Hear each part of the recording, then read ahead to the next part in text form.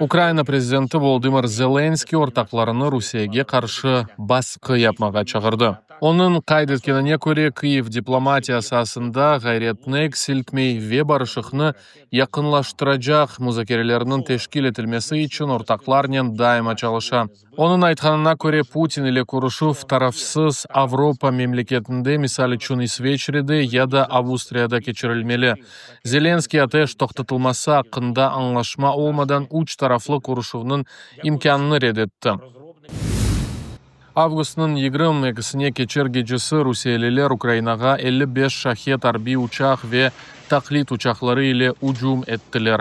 Ukrayna silahlı kuvvetleri 46 hava obyektini yok etti ya da bozdu deb bildirdi. 9 uçak 4 yerge kelip infrastruktura obyektlerine ucum etti. Dronlarının kısmı işgal edilgen Kırım teritoriyasından uçuruldu. Президент офисінің yolbaşçısı Андрей Ермак Carrera della Sera нешіріне берген интервьюсында Украина Русия işgaline dair hiçbir referendum keçirmege planlaştırmağanını bildirdi. O şunu kaydetti, Ukraina toprağının hiçbir kısmından vazgeçmeyecek, şimdi bütün topraklarını silah gücünden azat etmek imkansız olsa bile. Yermak kaydetti ki Kiev cenkinin toxtatılığı ile istila tekrarlanmasın deb kefaletler için çalışa. Muzakereler için muhtemel meydanlar olarak çeşit memleketler bakıla, şu cümleden Vatikan ve Saudi Arabistan. Rusiyanın Bryansk vilayetindeki Uneç şehrinde Drujba magistral burasının esas neft pompalav stansiyalardan biri yanıp başladı. Bu yılda 60 milyon tonna neft taşıma kabiliyetine sahip olgan obyekt. Yangının videosunu insansız sistemler kuvvetlerinin komandanı Madyar dercetti. Stansiya 9000 kilometr uzunluğunda olgan boru ağları bastasının neftinin nakliyatını temin etti. Kırımdaki Rusiya harbiyleri Ukrayn dronlarının ucumlerine karşılık göstermek için gerekli donatmaları olmaganını tarif ettiler.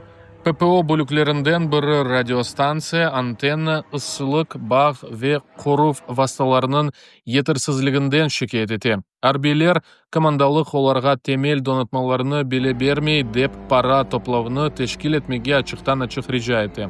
Bu yarımadada Rusiya ordusunun ciddi problemleri bar olganını gösteriyor. Подразделение ПВО, защищающее западные рубежи Республики Крым, просим команду ЛПР-1 и их подписчиков организовать необходимые сборы для оборудования противодействия ВПЛА. Novorossiya Körfezinde Ukraina Mudafaa Nazirligi'nin deniz uçağı bölüğünün 5 Rus dalcılarını yok etti. Ular rep işi sebebinden bağını joygan Ukrayn uçağını kotermege tırıştılar ama uçak patladı. 5'sini de yok ettiler. Bu Karadeniz flotunun harbi muhitinde ciddi narazılık doğurdu.